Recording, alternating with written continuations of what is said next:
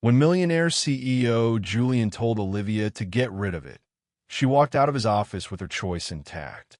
4 years later, a chance encounter at a farmer's market revealed the son he never wanted and the life he'd thrown away. Now, Julian must face the cost of his worst decision and fight for a place in the family he once rejected. Welcome, beautiful souls, to another story from our family to yours. Before we begin, I want to ask something small but meaningful. If this story speaks to you, please take a moment to hit that like button and subscribe to our channel. Let us know in the comments where in the world you're watching from. Your support helps us bring more stories like this to life, and we're so grateful for each and every one of you. Now, let's step into Olivia's world, a world where one decision changed everything. The ultrasound printout sat face down on his desk. Olivia watched him slide it back across the mahogany without turning it over. His fingers didn't hesitate. The paper made a soft, scraping sound that somehow filled the entire office, louder than the traffic 40 floors below, louder than her pulse in her ears. "Get rid of it," Julian said. "I don't want a child." The words came out clean, practiced, like he'd already said them to himself in the mirror that morning while knotting his tie. She'd expected anger, maybe shock, even the briefness of conflict before decision. But this flatness made her fingers close around the edge of the chair. "Julian, I'll cover the procedure. Whatever clinic you want. I'll have my assistant send you a list." He was already looking at his screen, the blue light washing his face into something unfamiliar. The good ones. Discreet. The printout was still between them. She'd folded it carefully that morning, then unfolded it in the elevator. Folded it again in the reception area. The creases had softened from handling. "I'm not." Her throat closed. She tried again. "I wasn't asking you to." "I know what you weren't asking." He closed his laptop, but gently. Everything he did was controlled. She used to love that about him. "But I'm telling you what I need. What we need. This isn't the right time. There won't be a right time." "Exactly." The word landed like a door closing. She stood. Her legs felt uncertain underneath her, but she stood anyway, reaching for the printout.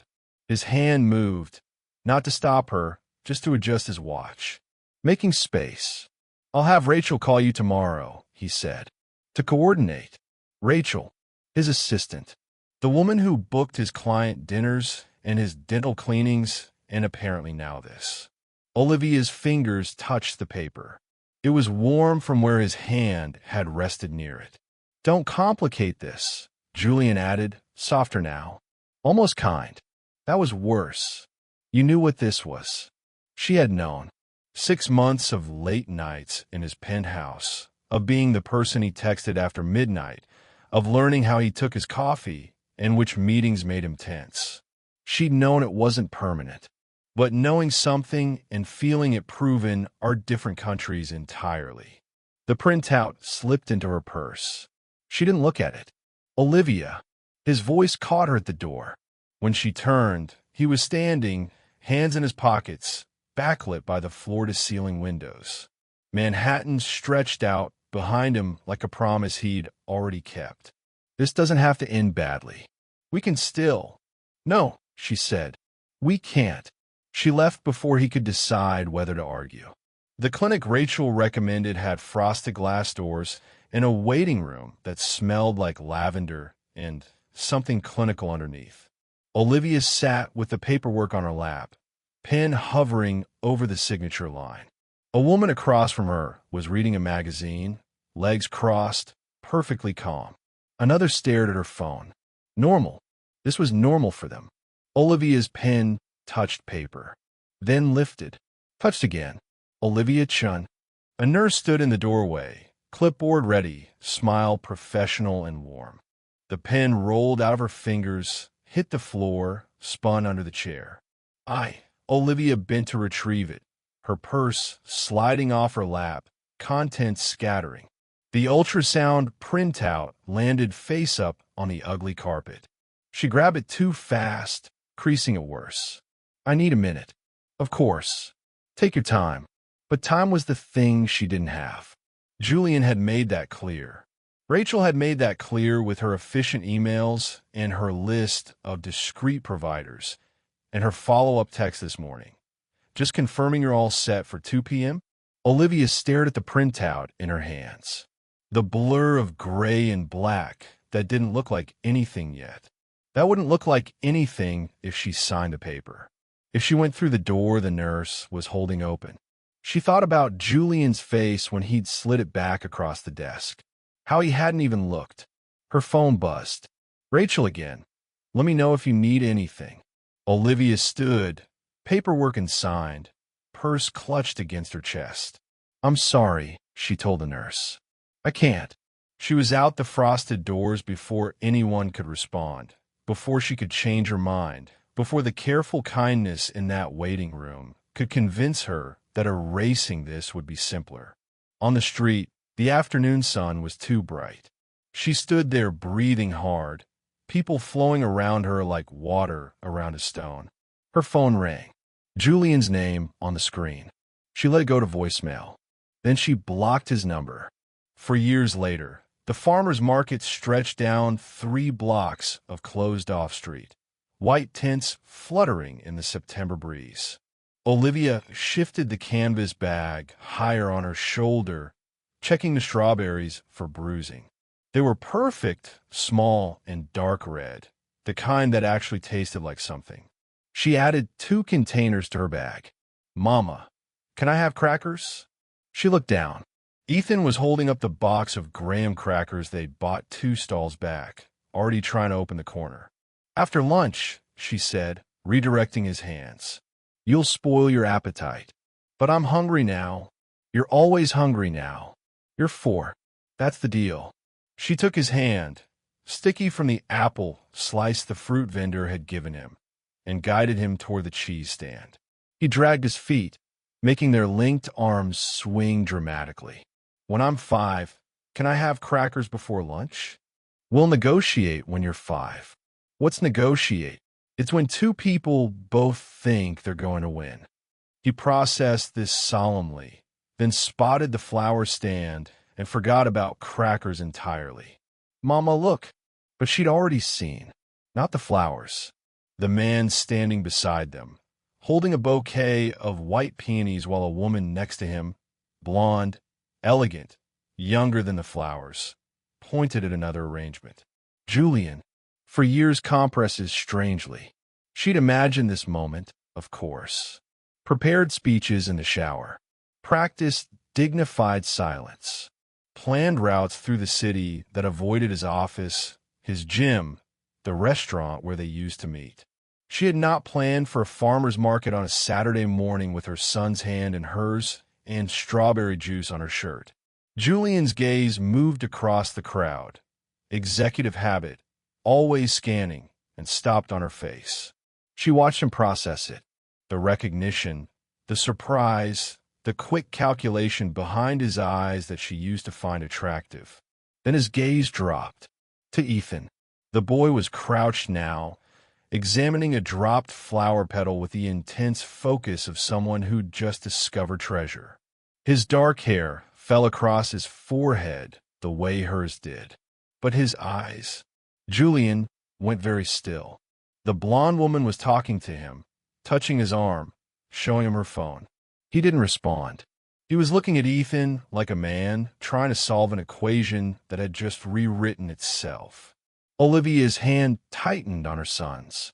Come on, sweetheart, she said quietly. Let's go. But I didn't see all the colors yet. We'll come back next week. She pulled gently but firmly, already turning, already calculating the fastest route to the street. Olivia, his voice, still the same, still with that edge of command that expected compliance. She kept walking. Olivia, wait. Ethan twisted to look back at the man calling his mother's name, curious in the way children are when adult tension enters their atmosphere. She didn't stop until they'd cleared 2 stalls, until the crowd thickened enough to hide them. Only then did she pause, kneeling to Ethan's level. "Who was that?" he asked. "Nobody," she said. Then, because she'd promised herself she'd never lie to him, "Someone I used to know." "Why didn't you say hi?" "Because sometimes people used to know each other, and now they don't."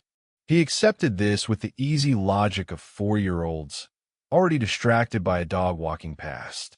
Olivia stood, her knees unsteady. When she looked back, Julian was still there by the flower stand, peonies forgotten in his hand. The blonde woman had her phone out, taking a photo of the arrangements, oblivious. But Julian was staring through the crowd, searching. Olivia turned away and kept walking.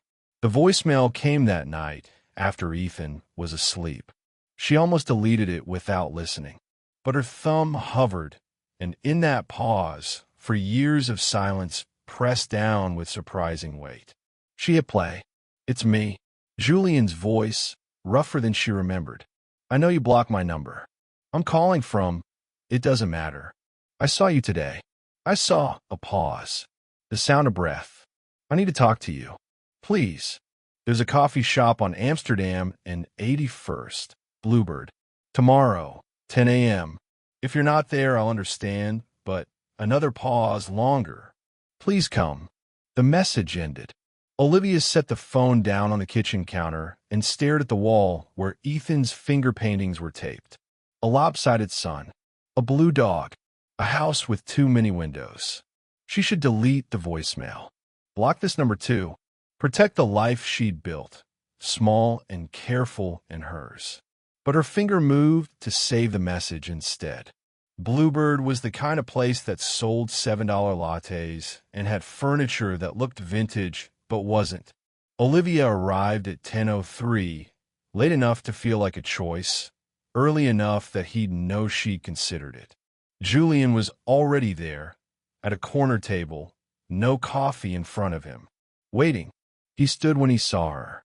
The motion was automatic, bred into him by expensive schools and careful parents. Then he seemed to realize the absurdity of formality and sat back down, gesturing to the empty chair. She sat, kept her purse in her lap. "Thank you for coming," he said. Up close, he looked tired. There were lines near his eyes that hadn't been there before. His hair was shorter. He was wearing a sweater instead of suit. Weekend Julian, the version she'd only seen a handful of times. "You have 10 minutes, Olivia said. "Is he mine?" The question came out blunt, stripped of the preamble he'd probably planned. She could have lied, could have said no and walked out and let that be the end. Simple, but she'd promised herself no more lies. Yes. Something crossed his face, relief and pain braided so tightly she couldn't separate them. "Why didn't you tell me? You told me to get rid of it." The words came out harder than she meant. "You said you didn't want a child. I honored that. I thought you—" He stopped. Started again. "Rachel said the appointment went fine. She said you." I walked out. Olivia's hands tightened on her purse. "I sat in that waiting room, and I couldn't do it. Not for you. Not for anyone." Julian leaned back in his chair, the wood creaking. He looked at the ceiling, jaw working. "What's his name?" he asked finally. "Ethan. Ethan." He repeated it like he was testing the shape. "How old?" "You saw him. You can do math. I want to hear you say it." 4. He turned 4 in June. June. She watched him calculate backward, landing on the night 9 months before. She knew which one he'd think of, the same one she did. His apartment during a thunderstorm. How the lightning had lit up the bedroom in white flashes. How she'd felt safe there despite knowing better. "For years," Julian said quietly. "You've been doing this alone for 4 years." "I wasn't alone. I had my mom, friends, a life I wasn't part of." "That was your choice." "It wasn't a choice. It was a—" He stopped, searching for the word. "A panic. I was 31. The business was expanding. I thought I had time to figure out what I wanted. I thought—" He rubbed his face. "It doesn't matter what I thought." Olivia glanced at the door, measuring the distance. "The woman you were with," she said. At the market. Does she know you're here? Caroline. Julian shook his head. We're not. It's not serious. Does she know you're here? Olivia repeated. No. The honesty landed between them, ugly and familiar. I want to meet him, Julian said. Properly. I want to be part of his life. You gave up that right. I made a mistake. And I made a choice. I chose him. Every day for 4 years, I chose him. Olivia's voice was steady, but her hands weren't. You don't get to show up now because you saw us at a farmer's market and suddenly decided fatherhood might be interesting. That's not. He leaned forward, urgent. I've thought about you. About that day in my office. I've thought about it more than you know. Thinking isn't parenting. Then let me learn. The audacity of it, the sheer entitlement, made her stand up. You wanted me to erase him, she said, voice low enough that the other customers wouldn't hear, but sharp enough to cut. You didn't even look at the ultrasound. You slid it back across your desk like it was a contract you weren't interested in signing. She slung her purse over her shoulder. I don't care how much you've thought about it. I don't care if you regret it. He's not a mistake you get to fix. Olivia, don't call me. Don't show up. Don't send your assistant with a list of lawyers. She was at the door now, hand on the frame. You got what you wanted. You don't get to change your mind. She left him there, coffee unordered, 10 minutes barely touched. The September air hit her face, cold and clean. She walked 3 blocks before her hands stopped shaking. The envelope arrived by courier 2 days later. Olivia stared at it on her kitchen counter while Ethan built a tower out of blocks in the living room. Official, cream-colored. Her name in elegant print. She opened it slowly. Inside, a check for $50,000 and a single sheet of paper. For Ethan. For everything I missed. I know money doesn't fix this, but it's what I have to offer. No strings. No lawyers. Just please let me try. G. The check was dated that morning. Personal account, not business. His handwriting on the memo line. For Ethan Chun. Ethan Chun. Not Ethan whatever Julian's last name was. Her son's name. The one she'd chosen, filled out on the birth certificate alone at 3 a.m. while her mother held her hand. She picked up her phone. Deleted the text she'd started to write. Started another. Deleted that too. Finally, one meeting. Supervised. Public place. If he's uncomfortable, we leave. The response came in seconds. Thank you. The playground at Riverside Park was busy on Saturday afternoon. Enough people that they weren't alone, not so crowded that Ethan would feel overwhelmed. Julian arrived exactly on time, wearing jeans and a jacket that probably cost more than a rent. He tried to dress down. She could see the effort. Ethan was on the swings, pumping his legs with fierce concentration. That's him, Julian asked. Stupid question. He knew. That's him. They stood by the fence, watching. Ethan launched himself off the swing at the apex, landed badly, rolled, came up laughing. Does he always? Julian started. Yes. He has no fear. I'm going gray at 30. A smile flickered across Julian's face. You look good. Don't. I just meant. I know what you meant. Ethan had spotted them now, was running over with the full-body enthusiasm of 4-year-olds, all knees and elbows, and missing front tooth. Mama, did you see how high I went? I saw. You're going to give me a heart attack. What's a heart attack? Something mamas get when their sons are daredevils. She glanced at Julian. Ethan, this is Julian. He's a friend of mine. The lie tasted wrong, but what was she supposed to say? Ethan looked up at Julian with the frank assessment children deploy without mercy. You're tall. You'll be tall too, Julian said. His voice was strange, careful and unsteady at once. How do you know? I just do. Ethan processed this. Then, do you want to see me go across the monkey bars? I could do the whole thing now without falling. I like that very much. Olivia watched her son grab Julian's hand. Casual, trusting, the way he grabbed everyone's hand and dragged him toward the playground equipment. Julian looked back at her, something like terror and wonder on his face. She nodded. Go. For the next hour, she watched Julian learn to be someone's father. How to catch at the bottom of the slide.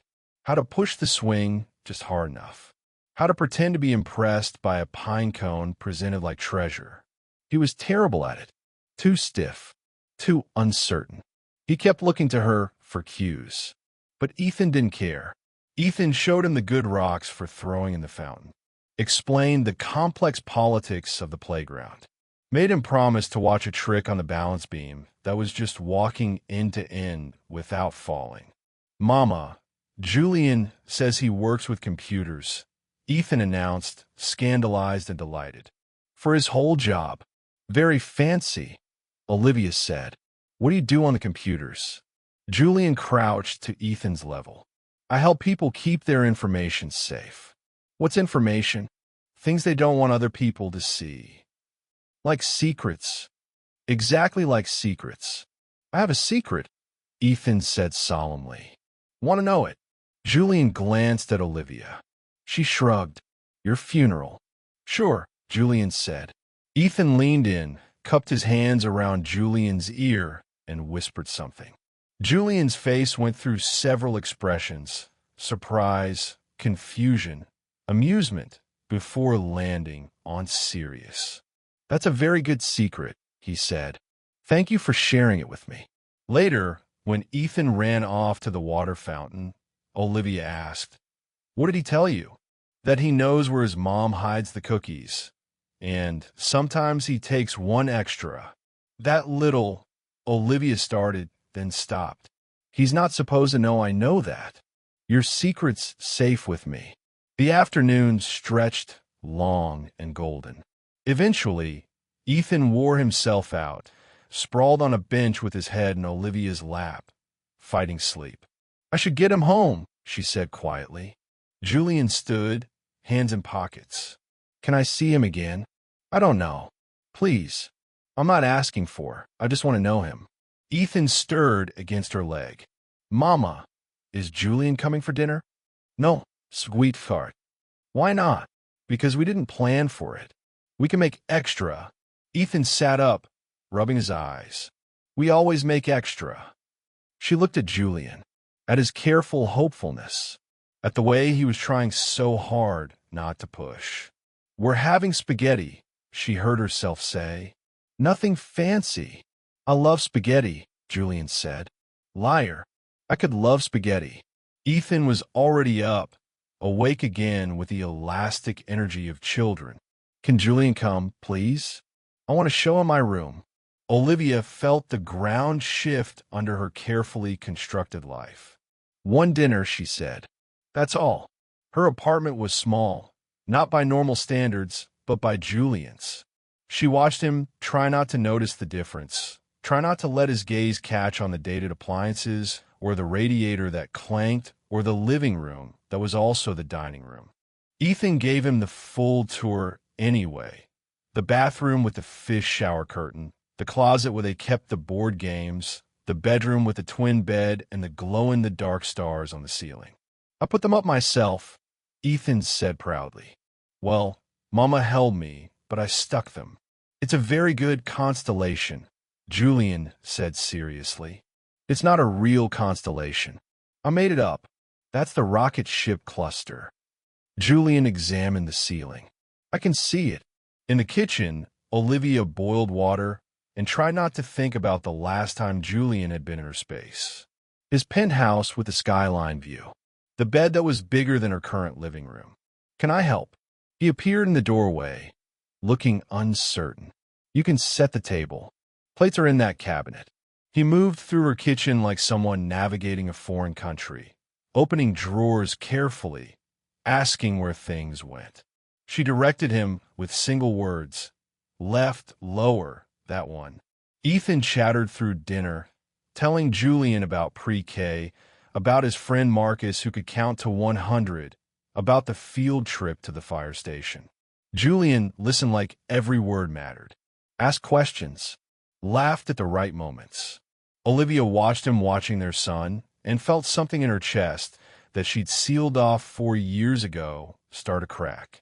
After dinner, Ethan wanted to show Julian his favorite book. It's about a dragon who can't breathe fire, Ethan explained, climbing into Julian's lap with the unselfconscious trust that made Olivia's throat tight.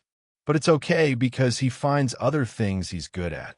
Julian read it aloud, stumbling over the voices, making Ethan giggle at the wrong accents. By the time they finished, Ethan was yawning against Julian's chest. "Bedtime," Olivia said gently. "But Julian just got here. Julian will come back another day. Promise?" Ethan looked up at Julian. Julian looked at Olivia. She gave the smallest nod. "Promise," he said. After Ethan was tucked in, after the teeth-brushing negotiation and the water request and the final hug, Olivia found Julian standing in her living room, looking at the photos on bookshelf. Ethan as a newborn. First birthday. First day of pre-K. For years of life Julian hadn't seen. "I missed all of it," he said quietly. "Yes. I can't get that back." "No." He turned to face her. "But I can be here going forward, if you'll let me." Olivia sat on the couch, suddenly exhausted. "It's not that simple. It could be. You have a life, a girlfriend, a company. You can't just." "Caroline and I ended things. When? 2 days ago, after the market." He sat in the chair across from her, careful to keep distance between them. "I told her I needed to figure some things out." "So you blew up your relationship because you saw your son once?" "I blew it up because I've been building a life that doesn't mean anything." His voice was steady. "Caroline's nice. The company's successful. I have an apartment I barely sleep in and reservations at restaurants I don't taste. And then I saw you at that market with our son, and I realized I've been working toward nothing that matters." That's not fair to him, to come into his life because you're having some crisis of meaning. "You're right." Julian leaned forward, elbows on his knees. "But I'm not asking to come into his life. I'm asking to build one that includes him. Slowly, however you want it to happen. And what happens when this feeling fades? When reality sets in and parenting is boring and hard, and you remember why you didn't want this. Then I'll still show up. Because that's what parents do. You don't know that. You don't know what you're promising. So let me prove it." The radiator clanked. Somewhere in the building, someone was playing music, the bass thrumming through the walls. "1 day a week," Olivia said finally. "Supervised. For now. Okay. If he seems uncomfortable or confused or upset, we stop. Okay. And you don't get to make promises you can't keep.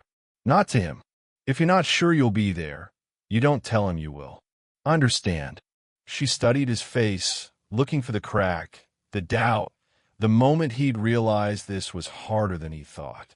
But he just looked back at her, steady. "Saturdays," she said. "The park. Noon. I'll be there."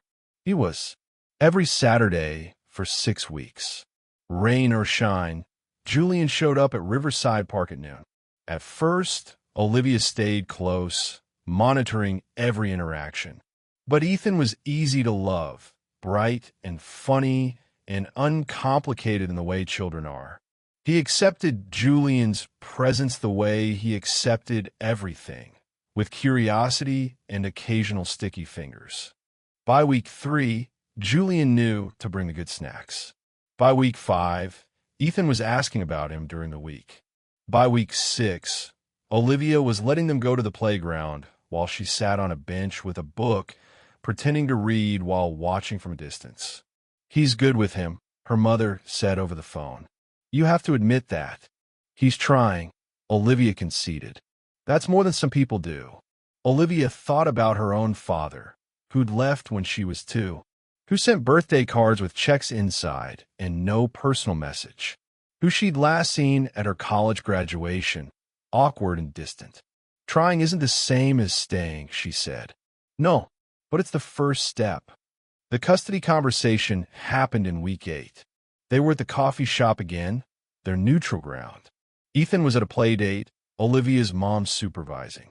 I want to make this official, Julian said. Legally. I want my name on his birth certificate. I want to set up support. College fund. Medical insurance. I don't want your money. It's not about what you want. It's about what he deserves.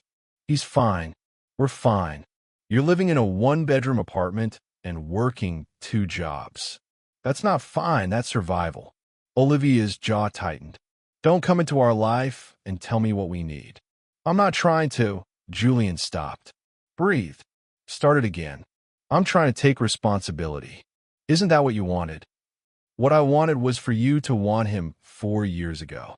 The words hung between them, sharp and true. I can't change that, Julian said quietly. I can only do better now. Olivia stared at her untouched coffee. If we do this, if we make it legal, you don't get to disappear when it gets hard. You don't get to decide in 6 months that this was a mistake. I won't. You did before. I was terrified before. I'm still terrified, but I'm more terrified of losing him now that I know him. She looked up. Julian's face was open, unguarded in a way she'd never seen when they were together. Okay, she said, but we do this my way. Slow. Supervised. With a lawyer who makes sure he's protected. Whatever you need. They met with lawyers 3 weeks later. Signed papers that made Julian legally Ethan's father. Established custody. Set up trusts and support payments that made Olivia's stomach turn with how much they were. It's not about the amount, the lawyer explained. It's about ensuring Ethan has everything he needs. What Ethan needed, Olivia wanted to say, was a father who showed up. But the lawyer couldn't put that in a contract. Christmas came. Olivia hadn't planned to include Julian, but Ethan had other ideas. Can Julian come for Christmas? He asked while they were decorating the small tree in their living room. Please. He probably has plans with his family. But we're his family now too, right? That's what you said. When the lawyer lady came. Olivia paused with an ornament in her hand. She tried to explain the legal stuff in 4-year-old terms.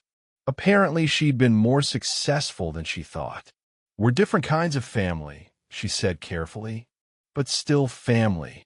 Yes, still family. So he should come for Christmas. There was a logic there she couldn't quite argue with. Julian accepted the invitation with something that looked like relief and terror mixed together. What should I bring? He asked. Just yourself. I should bring something. Julian, please, let me contribute. She sighed. Wine. And if you show up with a present that costs more than $50, I'm returning it. He showed up with wine and a present that was exactly $50. She checked the receipt he'd carefully left in the bag. A set of books about space that Ethan immediately disappeared into. Her mother was there, watching Julian with the frank assessment of someone who'd helped Olivia through midnight feedings and postpartum depression and 4 years of single parenting. So you're the one, she said when Olivia introduced them. Mom, I'm Julian, he said, extending a hand. And yes, I'm the one who should have been here all along. The honesty of it seemed to satisfy her mother more than any apology would have. Dinner was chaotic. Ethan insisted on sitting between Julian and Olivia, narrating every dish, asking Julian if he'd ever had green bean casserole before. Can't say I have, Julian admitted. It's Grandma's special recipe. It has the crunchy things on top. I can see that. It looks amazing. Later, after Ethan crashed hard from sugar and excitement, Julian helped clean up while Olivia's mother supervised from the couch, asking pointed questions about his intentions and his work schedule and whether he understood what he'd signed up for. I'm still figuring it out, Julian said, but I'm not going anywhere. Good, her mother said, because that boy in there deserves stability. I know. After her mother left, after the dishes were done and the leftovers were packed, Julian stood in the doorway with his coat on, not quite leaving. Thank you, he said, for today, for letting me be part of this. You're his father. You don't have to thank me for that. I do, though. You could have kept him from me. You had every right. Olivia leaned against the doorframe, suddenly tired. I thought about it. In the beginning. But that would have been for me, not for him. And this was never about me. You're a good mother. I'm doing my best. It's more than that. The space between them felt charged with everything they weren't saying.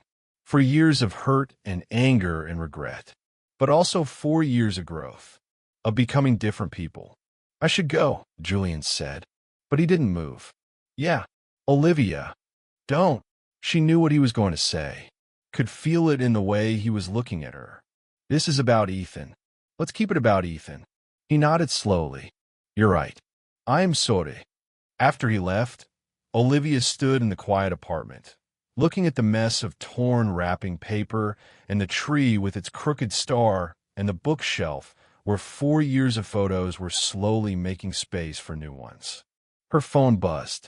Thank you for today. Merry Christmas. Gee. She typed and deleted 3 responses before settling on.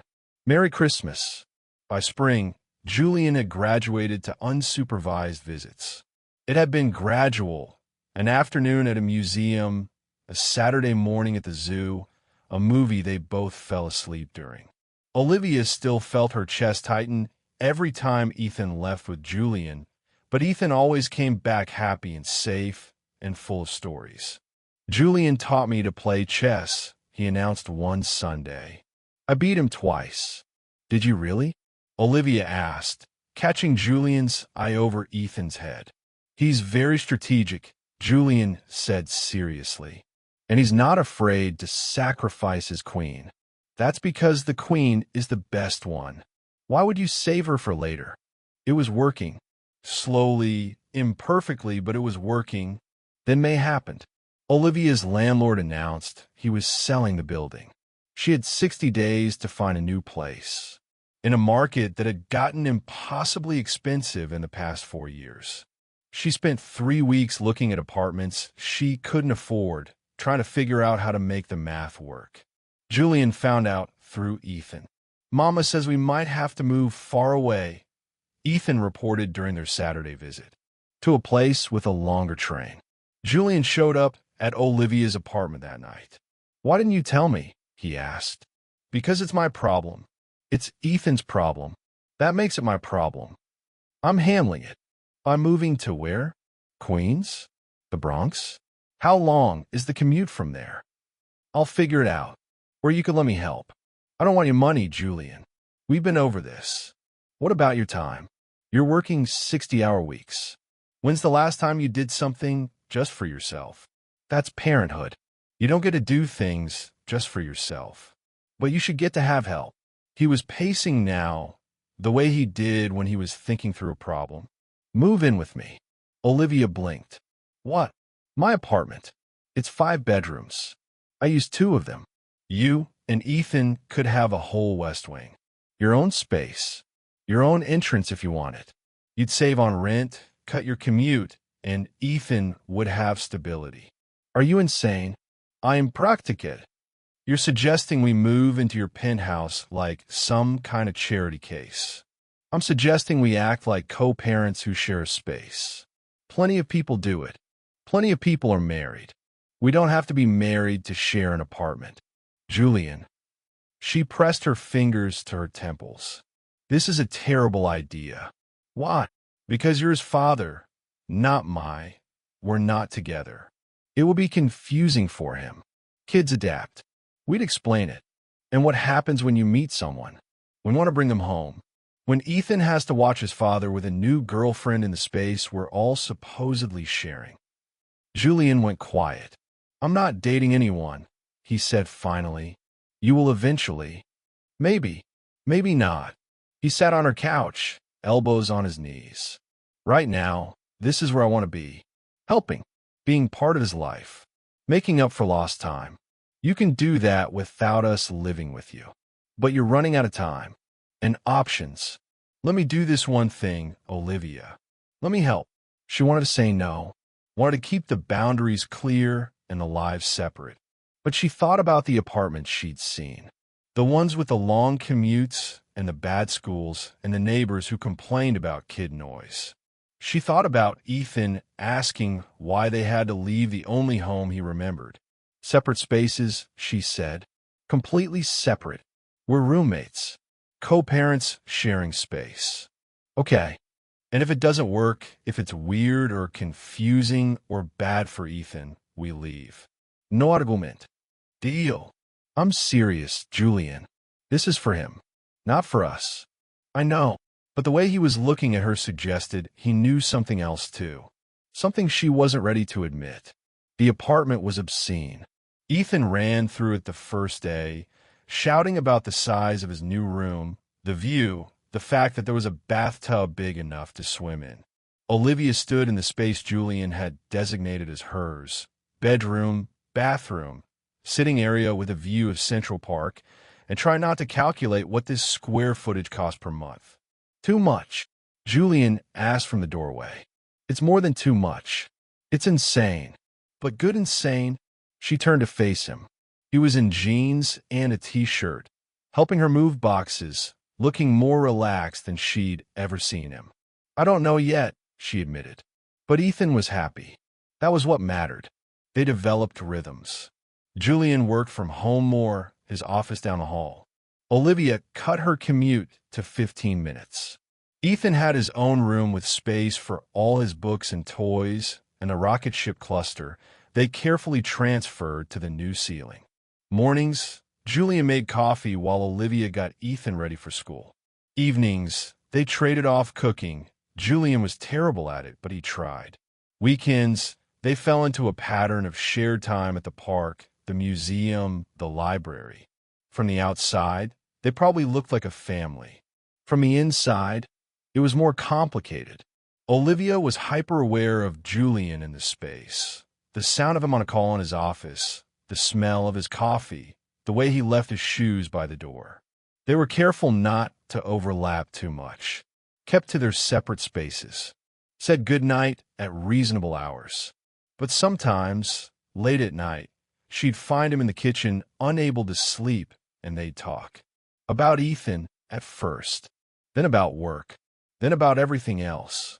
I was terrible to you, he said one night, both of them nursing tea at 2 a.m. I've been wanting to say that. When you told me about the baby, I should have, I don't even know, anything but what I did. You were scared. That's not an excuse.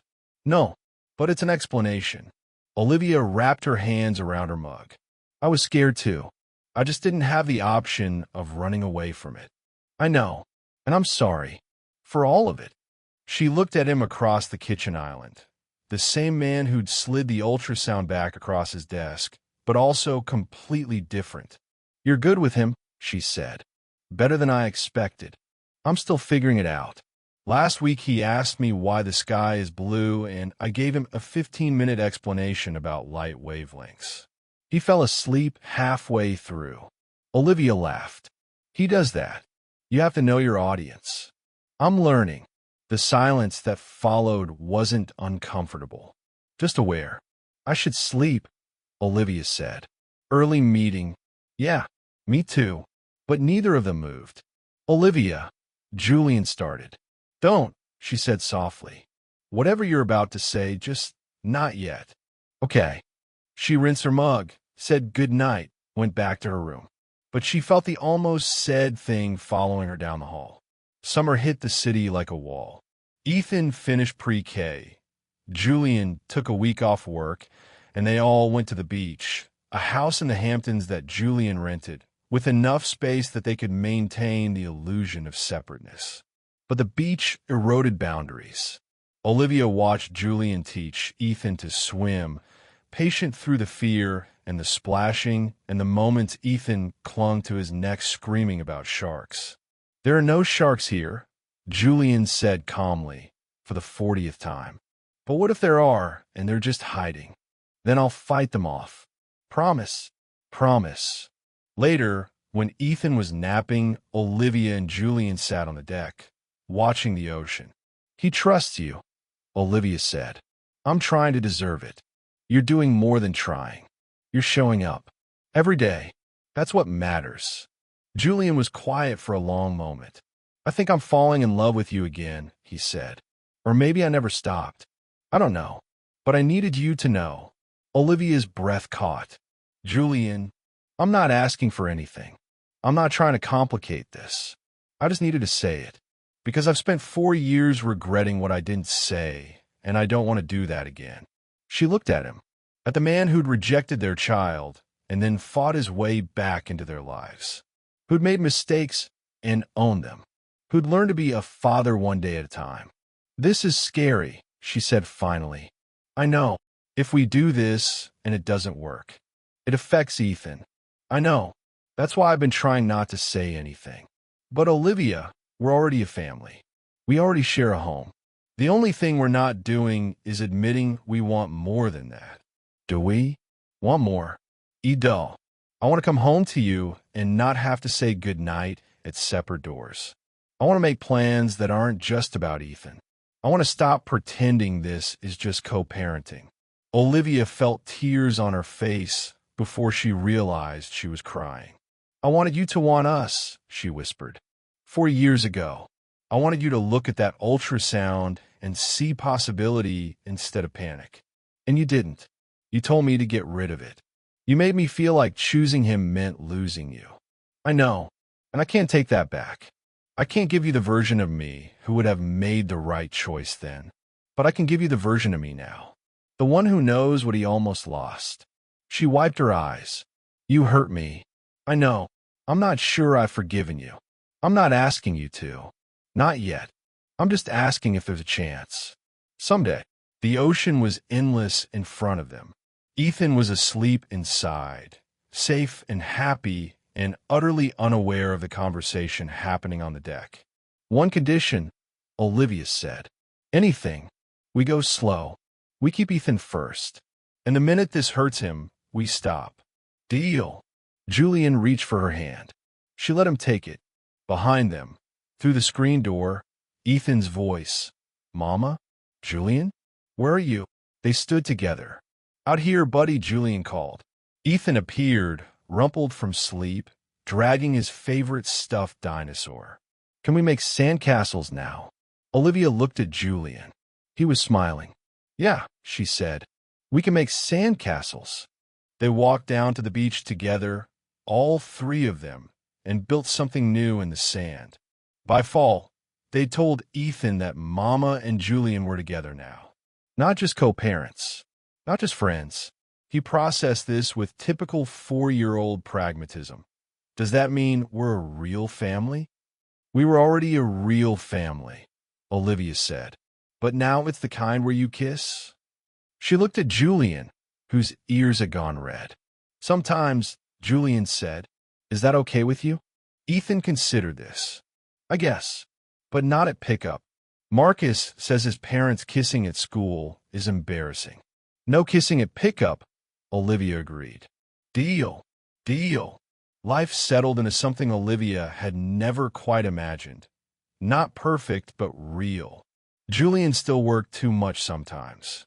Olivia still had moments of doubt. Ethan still had tantrums about bedtime and refused to eat vegetables. But they had dinner together most nights. They watched movies as a family. They argued about whose turn it was to do dishes. Normal. Complicated. Theirs. On Ethan's 5th birthday, Julian gave him a small box.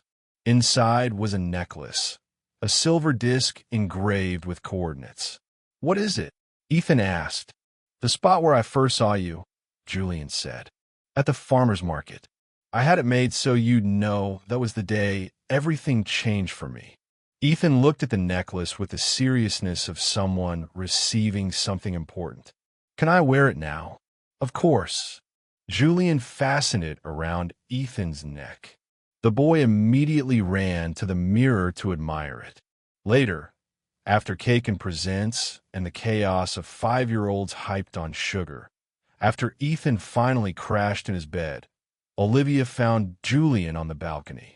That was a beautiful gift, she said, sliding into the space beside him. I wanted him to know. The exact moment. The exact place. Julian pulled her closer. The moment I started becoming who I should have been all along. You're too hard on yourself. Not hard enough. She turned to face him. Julian, look at me. He did. You're here now. That's what matters. Not who you were 4 years ago. Not the mistakes you made. You're here. You show up. Every day. That's enough. Is it enough for you?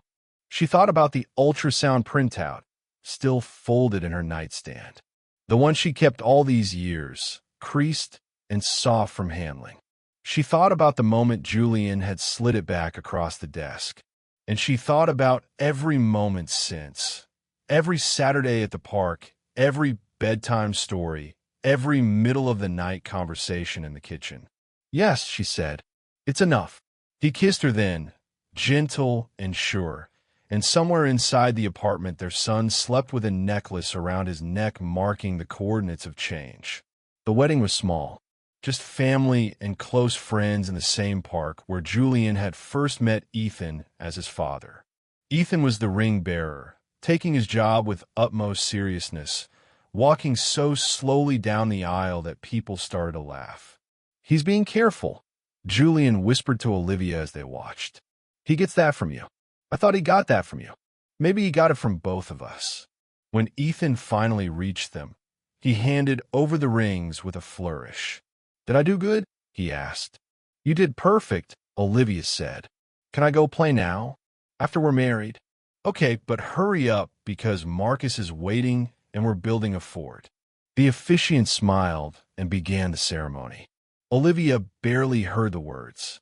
She was looking at Julian, at the man who'd said he didn't want a child and then spent 5 years proving he was wrong. At the man who'd made the worst choice and then spent every day since making better ones.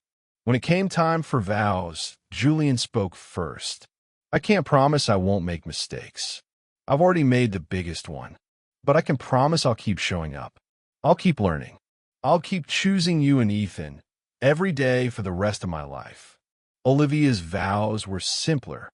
You gave me the greatest gift when you gave me the space to choose for both of us. And then you gave me the second greatest gift when you fought your way back. I choose you too. Again. Still. Always. They kissed. Ethan made a face. Okay, now can I go play? Everyone laughed. 5 years after that, Olivia stood in the kitchen of the apartment. Their apartment now, not his or hers, making school lunches. Ethan was 10, arguing with his younger sister about which TV show they were going to watch. We watched yours yesterday, because yours is boring. Is not. Is too. Julian appeared, scooping up their 3-year-old daughter before she could join the fray. How about nobody watches TV and everybody gets ready for school? He suggested. Chaos erupted. Olivia smiled into the sandwich she was making. This was nothing like the life she'd imagined at 26, sitting in that clinic with signed paperwork in her lap. It was better, messier, louder, fuller, real. Mama, Ethan said, backpack already on. Can I show Julia my science project before we go? You showed him last night, but I improved it. Quick show, Julian said, letting their daughter down. 2 minutes. They disappeared down the hall, voices overlapping, excited. Olivia's phone buzzed. A reminder, today, 10 years since the farmer's market. 10 years since Julian had seen them. 5 years since the wedding. A lifetime since she'd walked out of that clinic with her choice, still her own. Julian reappeared, scooping up lunchboxes. You okay? He asked. Yeah. She smiled. Just thinking. Good thoughts. The best ones. He kissed her temple. Kids, let's move. We're going to be late. The apartment erupted into motion. Backpacks, shoes, last-minute bathroom trips, forgotten homework. The usual chaos of morning. At the door, Ethan stopped. Hey, Mama. Boo. I'm glad you kept me. Her breath caught. He'd never said it quite like that before. Me too, sweetheart. Every single day. Good. Because I'm pretty awesome. You really are. He grinned and ran to catch up with Julian and his sister. Olivia stood in the doorway, watching her family navigate the hallway toward the elevator. Julian looked back, caught her eye, smiled. She smiled back. and closed the door on the life they'd built. Imperfect and hard-won and exactly right. That moment, the one where everything hangs in the balance and you have to choose not what's easy, but what you can live with. Which choice would have haunted you more? The one you made or the one you walked away from?